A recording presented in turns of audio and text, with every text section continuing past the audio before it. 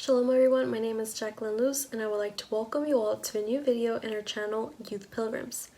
So today I'll be talking about depression, but before I begin, I would like to say that I am not certified to be able to diagnose or treat depression, and I am speaking based on my own past experiences as well as investigation. I have previously given this video in Spanish and felt as though it would be just as important to give it in English.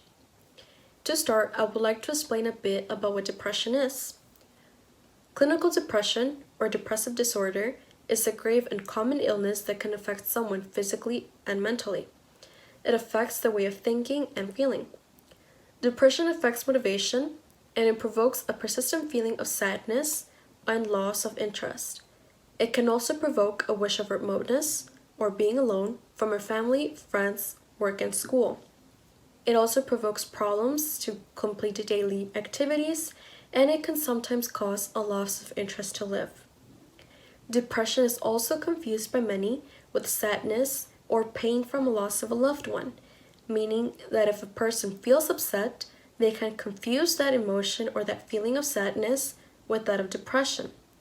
Usually, these two feelings, sadness and pain from a loss, are temporary, but clinical depression can last for a couple of months or a couple of years, and even once the whole entire life, and it can reach to the point of suicide. My own personal experience with depression begins back when I was a child, and it did not end until my 18th year of age. For me, these were actually very difficult years that I had to go through, in which I experienced different changes in my emotions growing up, and most of those were negative feelings, emotions, and thoughts. And for all these years, these were all directed towards myself and the people around me. Now, these emotions for me, at a very young age, were very hard to deal with. When I was medically diagnosed with depression, I seemed to have the majority, if not all, of the symptoms that are associated with depression. Now, you may question, what are those symptoms that are associated with depression? So, those symptoms are sadness, irritation, anger, or frustration, and they also involve loss of interest in normal activities or hobbies, insomnia, oversleeping, tiredness or loss of energy, loss of appetite and loss of weight, or increase in appetite and increase in weight, anxiety, agitation or restlessness, feelings of worthlessness or guilt, as well as suicidal thoughts, suicidal intentions, and even sometimes suicide itself. Now, this is what depression is medically. But now we're going to look at what depression is religiously. When someone practices a certain religion and is going through depression, these people are seen as people without faith. They are seen as someone who suffers because they have sinned and someone who is weak in their faith. Some also say that depression should have never been in them if they were born again and saved. Well, at least this is something that I saw or that I heard in the church that I used to go to, and I met many youth who would be dealing with depression and did not know who to talk to for the simple reason that if they were to talk, they would be judged by the members of the church and even their family. During my time at church, I lived my life happily, and it was not due to me studying the Torah, but because I finally belonged to a group at which I could assist and interact with other youth. And for me at that time, when I had depression, that was my reason to live. Now, in reality, despite being happy, during those times, I still went through depression, and I was still struggling with many personal aspects of my life during the time that I was going to church. So what are some of the methods recommended to patients who go through depression? Some of the most recommended methods by medics and psychologists is medicine, such as pills, as well as therapy.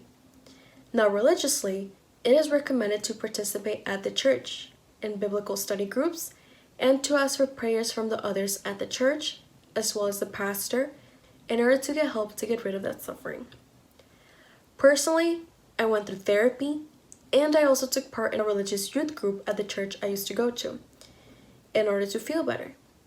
Now, these methods did help me to an extent, but they didn't necessarily help me overcome depression. In reality, I was able to feel happy, but it was temporary. At one point, I believed that I would never get better and that I would continue on to feel that way through the rest of my life, and that I was never going to be able to overcome those feelings at all. But thankfully, I was not able to overcome those feelings until I had true reconciliation with the Father. Now, this brings me to the topic of depression and the believer, and the change we go through when we decide to return to the Eternal Father and serve Him with obedience, fidelity, and firmness in our pilgrimage. When we recognize that only through the Creator's Son, Yeshua or Mashiach, that only through Him can we get close to the Creator, we begin a state of purification. We start going through this change that requires us to consecrate ourselves completely to the Father, giving our life entirely to Him. This means that we are actually offering and giving to the Father the deepest part of us, our emotions, ambitions, and our thoughts. In Leviticus 1, 8-9, it says, "Then Aaron's sons, the priests, shall arrange the pieces, including the head and the fat on the wood that is burning on the altar. You are to wash the internal organs and the legs with water, and the priest is to burn all of it on the altar. It is a burnt offering, a food offering, and aroma pleasing to the Creator."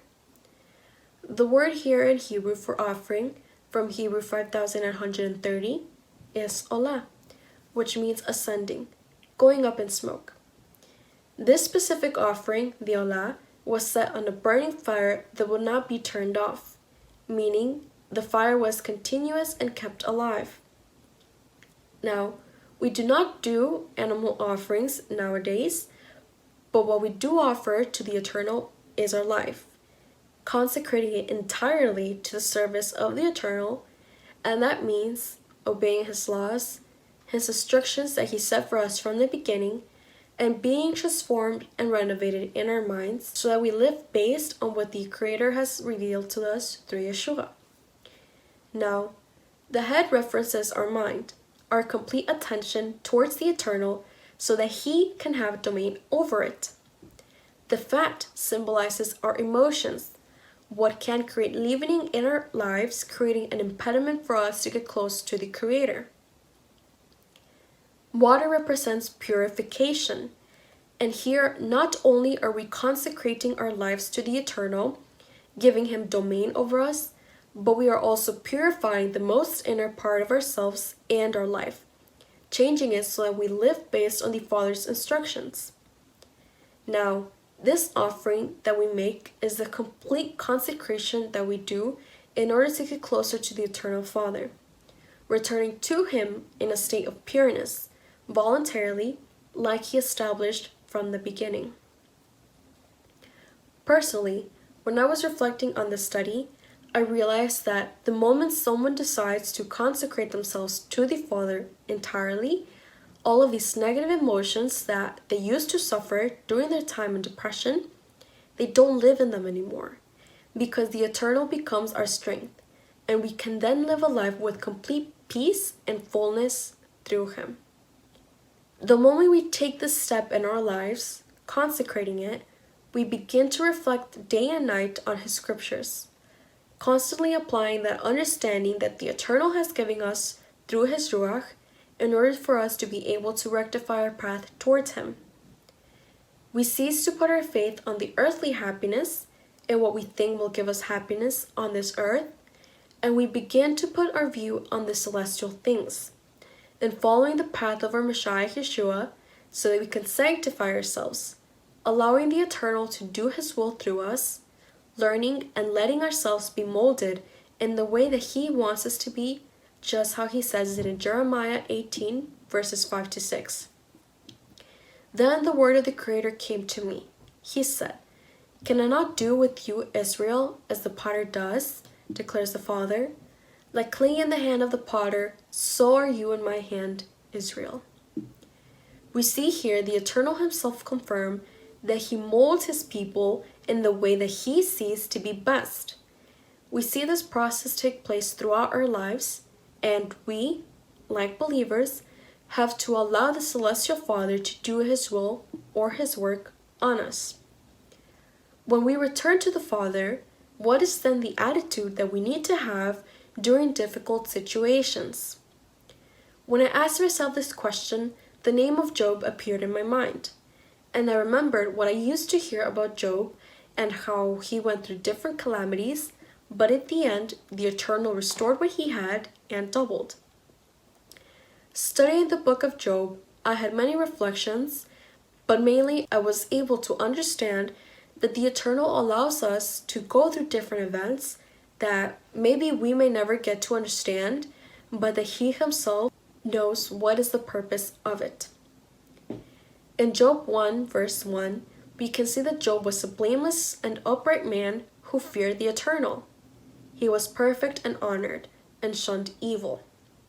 For this reason, Job was used by the Eternal to teach the adversary that a true believer, like Job, does not reach out to the Creator only for their own convenience, but they seek Him because they truly and voluntarily want to get closer to Him and be on His path. Job at first was able to maintain himself in integrity under the Eternal, and recognized the Creator as the only sovereign who can give and then take away the things in our life.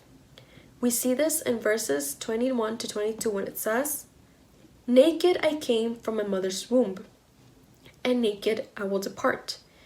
The Father gave, and the Father has taken away. May the name of the Eternal be praised."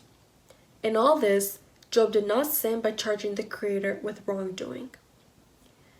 We also see that Job accepted the afflictions that the Eternal sent his way, and he did not complain about it. And we see this when he answers to his wife, who told him to leave his integrity to the Eternal in chapter 2, verses 9 to 10. His wife said to him, "Are you still maintaining your integrity? Bless the Creator and die."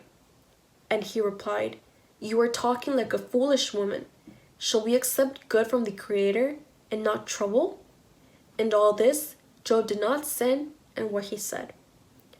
Shortly after, Job was visited by his friends, and they stayed 7 days and 7 nights without talking, recognizing together the great suffering that Job was going through.